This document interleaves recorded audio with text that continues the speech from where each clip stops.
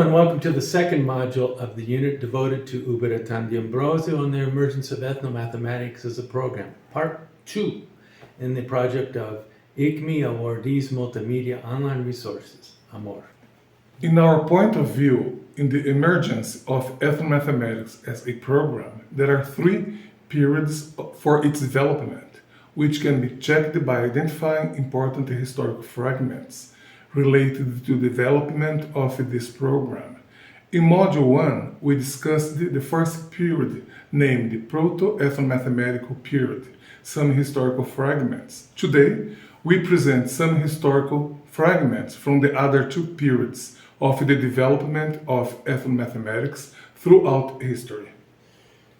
Okay, so the transitional period, the genesis of the cultural influences on mathematics, is for a time mathematics was regarded as a neutral and culturally free discipline removed from social values. This pervasive view of mathematics as Eurocentric and value-free misrepresents the evolution of modern mathematics, which started to change in the beginning of the 20th century. Now we're going to talk about some historical fragments from period 2. Historical fragment 12, the first 2 decades of the 20th century.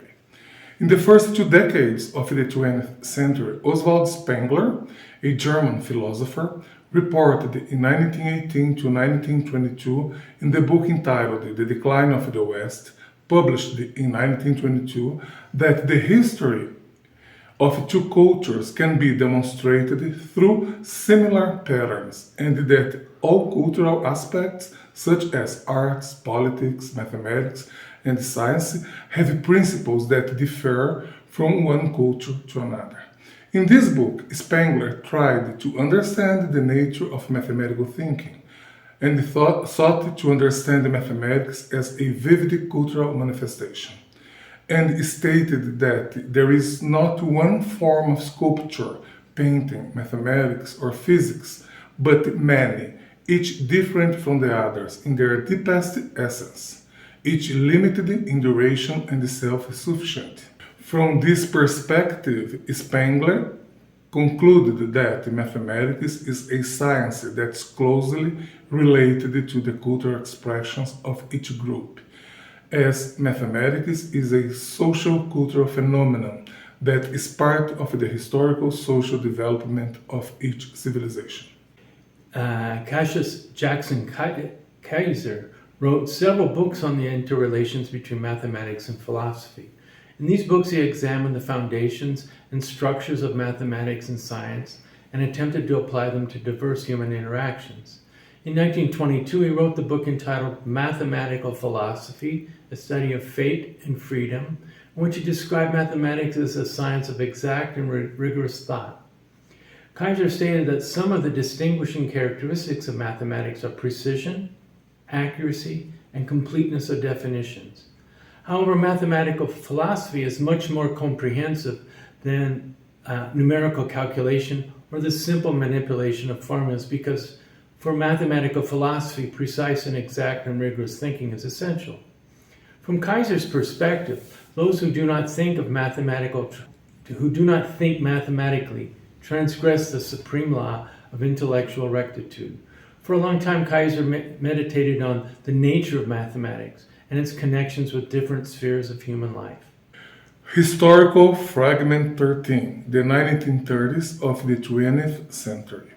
In the 1930s, some mathematicians and philosophers tried, without much success, to consider mathematics as an integral part of a given culture. From this perspective, in this decade, Ludwig Wittgenstein, an Austrian philosopher, provided insights into the relations between the world and the mathematics through religion, language, culture, and philosophy. The book entitled The Culture and the Value is a selection from the personal notes of Wittgenstein written by George Heinrich von Wright. It was first published in German in 1977. Wright's second expanded edition in 1978 was translated by Peter Winch and published in 1980 and reprinted in 1984. In the same decade, Ewald Feitweis, a German educator, practiced ethnomathematical concepts in his investigations, emphasizing the relevance of studying and investigating non-European cultures. In this regard, Fettweis considered the relevance of studying the mathematical knowledge of indigenous cultures so that people obtain a broad understanding of mathematical knowledge of members of these cultural groups. Rohr and Schubring state that Fettweis was the first researcher to establish the term ethnomathematics in 1954. During this period, the African continent contributed to the development of the ideas of the initial development of ethnomathematics as a program. According to Gerdes, Otto Raum, with the publication of the book entitled Arithmetic in Africa in 1938, believed that arithmetic problems should be taken from mathematical practices and experiences lived by students in their own cultural context. Historical fragment 14, the 40s of the 20th century. The philosophical ideals that create interactions between mathematics and culture spread throughout the 40s. This fact was a result of the explosive growth of cognitive science during the Second World War. In 1947, Leslie White, an American anthropologist, published an article entitled The Locus of Mathematical Reality, an Anthropological Footnote, in which he explained that understanding mathematics as a cultural product means recognizing human influences on mathematics. For White, mathematical formulas, as well as other aspects related to the mathematics curriculum, depend on the interaction of mathematics with individuals, cultural groups, peoples, and nations. In this context, Rosenori stated that algorithms and other forms of mental calculation also have a strong cultural connection. In 1948, the Dutch historian and the mathematician Dirk Jan Struik published his book entitled A Concise History of Mathematics, Volumes 1 and 2, in which he sought to understand how social and institutional forces influenced the contribution of research in mathematics. In his studies, Struik also tried to demonstrate how the social context interacts with the production of mathematical knowledge. During this same period, some other mathematicians and philosophers also realized that mathematics developed in cultural contexts, but they prematurely stopped researching other cultures. In this context, members of dominant cultures who possessed an anthropological knowledge were looking for ways to understand, comprehend, and acquire knowledge about the meaning of mathematical knowledge in human nature. Historical fragment 15, the 50s of the 20th century. The various aspects of mathematics, such as the usefulness and application of mathematics in solving problems in other fields of human knowledge, was one of the concerns of Maurice Klein. In the book entitled Mathematics in the Western Culture, written in 1953, Klein provided a remarkable assessment of the influence of mathematics on the development of philosophy, the physical sciences, religion, and the arts in Western life. For example, Klein stated that mathematics has been a fundamental force in shaping modern culture, as well as a vital element in this culture. It seems too incredible, or at best, has a certain degree of exaggeration. Currently, this disbelief is still present among many academics, investigators, mathematicians, and historians. According to Therese, in Klein's classic book entitled Mathematics, A Cultural Approach, he recognized that the Babylonians and Egyptians were pioneers in many mathematical discoveries, long before the Greeks. However, he considered them pragmatic.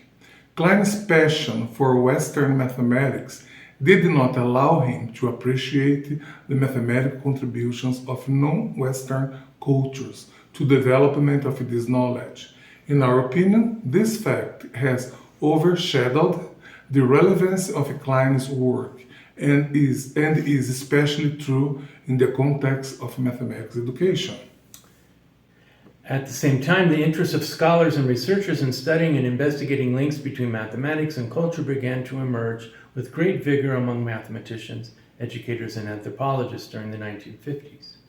Prominent American topologist Raymond Louis Wilder perhaps was the first educator to clearly relate mathematics to culture with the lecture entitled The Cultural Basis of Mathematics at the International Congress of Mathematicians held in 1950 in the United States.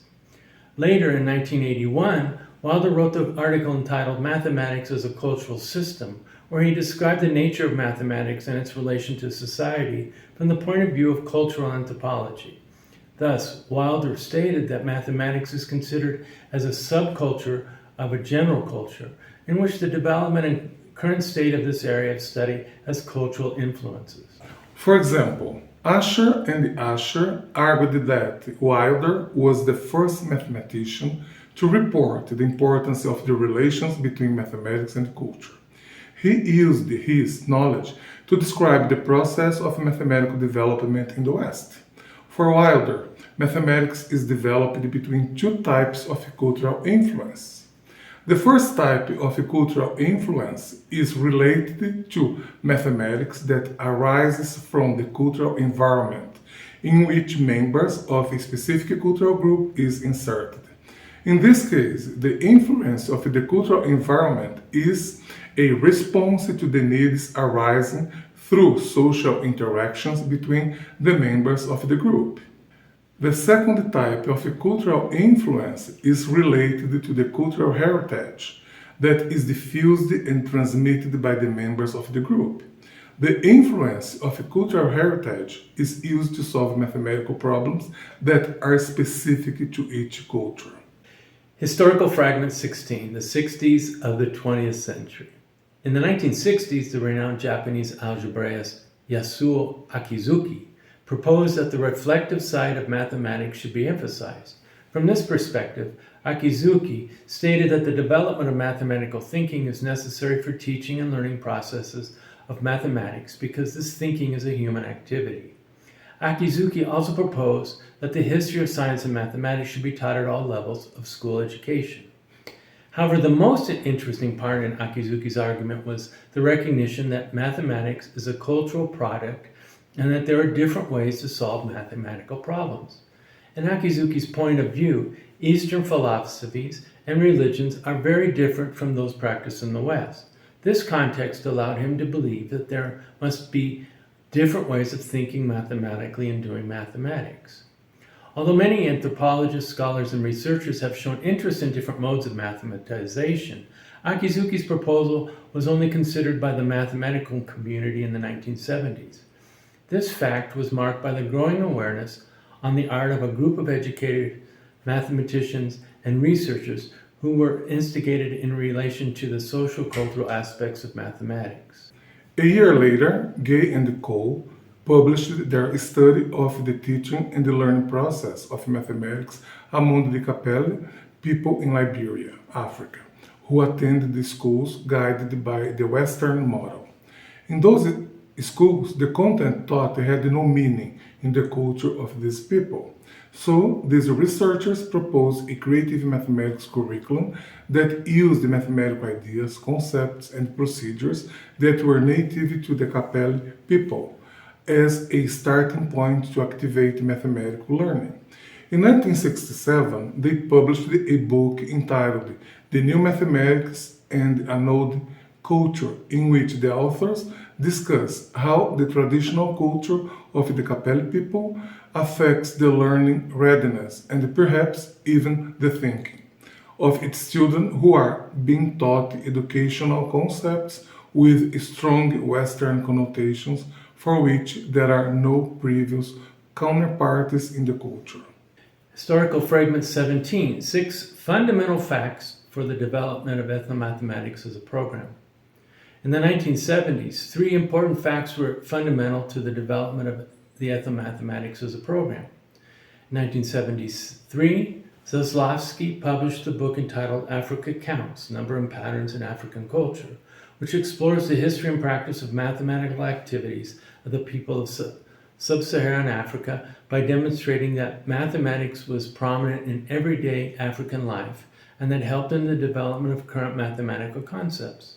This book offers a pioneering work that coherently organized the knowledge of the African people in a didactic, pedagogic perspective. In 1976, D'Ambrosio organized and chaired the section entitled Why Teach Mathematics in the topic group Objectives and Goals of Mathematics Education during the Third International Congress of Mathematics Education in Germany. In this section, D'Ambrosio raised the discussion about the cultural roots of mathematics in the context of mathematics education. In 1977, the term ethnomathematics was first used by D'Ambrosio in a lecture given in the annual meeting of the American Association for the Advancement of Science in Denver, Colorado, in the United States. In the 1980s, three important facts were fundamental to the development of ethnomathematics as a program. First, the consolidation of the term ethnomathematics culminated in the opening lecture entitled The Social-Cultural Basis of Mathematics Education, given by D'Ambrosio at ICMA 5 in Australia in 1984, which officially established the ethnomathematics program as a research field.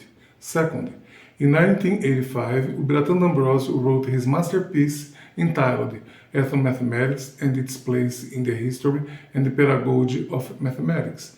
This article is one of fundamental importance because it represents the first comprehensive and theoretical treatise in English of the ethnomathematics program.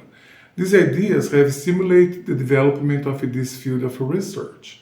In 2003, this article was selected to compose the National Council of Teachers of Mathematics NCTM book entitled The Classics in Mathematics Education Research, as it positively and profoundly influenced international investigations and research in mathematics education. Third, in 1985, the International Study Group on Ethnomathematics, ISGEN, was created, which launched the Ethnomathematics program internationally. Historical Fragment 18, Ubiratan D'Ambrosio. It's important to highlight the importance of Ubiratan D'Ambrosio for the development of ethnomathematics as a program, as he is the most important theorist and philosopher in the field of study. D'Ambrosio was also the international leader and worldwide disseminator of ideas involving ethnomathematics and its applications in mathematics education. In his studies in the social-political area, D'Ambrosio established strong relations between mathematics, anthropology, and society. An agreement signed between Gerdes and Powell and Frankenstein, D'Ambrosio was considered as the intellectual father of the ethnomathematics program. In this context, Shirley stated that D'Ambrosio was elected as one of the most important mathematicians of the 20th century in the social, political, and ethnomathematical subject. Historical Fragment 19, The Evolution of the Ethnomathematics Program. In subsequent decades, the term ethnomathematics has been used in a succession of local, regional, national, and international meetings, conferences, and congresses. For example, the International Study Group on Ethnomathematics helped to organize the following international congresses on ethnomathematics. The first International Congress on Ethnomathematics was held in Granada, Spain in September 1998. The second International Congress on Ethnomathematics was held in Ouro Preto, Brazil in August of 2002. The third International Congress of Ethnomathematics took place in Auckland, New Zealand in February 2006. The fourth International Congress on Ethnomathematics took place in Towson, Maryland in the United States in July 2010. The fifth International Congress in Mathematics took place in Maputo, Mozambique in July 2014. The sixth International Congress on Ethnomathematics took place in Medellin in Colombia in July 2018. And the seventh International Congress on Ethnomathematics took place virtually in the Philippines, Nepal, Indonesia, and Papua New Guinea in December of 2022. And the 8th International Congress on Ethnomathematics will take place in Cusco, Peru in 2026. These events contributed to the evolution of research, investigations, and study in ethnomathematics. Created by Ubiratan D'Ambrosio, based on Lacatosian scientific programs, ethnomathematics is also an educational program in the area of mathematics education with the greatest international repercussion. Historical fragment 20, the first decade of the 21st century. At the third decade of the 21st century, there is a growing sensitivity in relation to the understanding of mathematical ideas, techniques, procedures, and practices that are developed by members of distinct cultural groups. This is primarily due to the expansion of ethnomathematics studies being done worldwide. The discoveries from investigations and research from many theoretical studies show that internationalization of mathematical practices present in diverse cultural contexts is possible. The main objective of modules 1 and 2 was to present a historical perspective regarding the development of ethnomathematics as a program. As well, we showed how ethnomathematics, as designed by D'Ambrosio, is a dynamic and growing program, as more and more researchers explore it in their own local contexts. Future modules will show how diverse perspectives related to peace, decolonization, and the emerging perspectives from diverse regions and researchers around the world are proving valuable. We believe that the recognition of mathematical contributions made by individuals from different cultural groups contributes to the growing understanding of mathematical thinking. Thus, through history, we seek to develop a critical sense that values different forms of knowledge and raises the self-esteem of members from distinct cultures, thus promoting creativity, autonomy, and dignity. Next, in Module 3, we will discuss the International Study Group on Ethnomathematics, ISGEN, and its influence in the development of ethnomathematics as a program. Thank you very much. Thank you.